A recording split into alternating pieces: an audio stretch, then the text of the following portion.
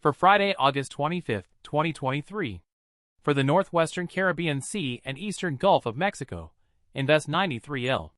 Shower and thunderstorm activity has increased since yesterday in association with an area of low pressure over the Northwestern Caribbean Sea. Environmental conditions appear conducive for further development of this system during the next several days, and a tropical depression is likely to form late this weekend or early next week while it moves generally northward over the eastern Gulf of Mexico.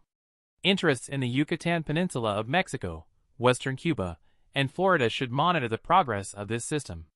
Formation chance through 48 hours, medium, 50%.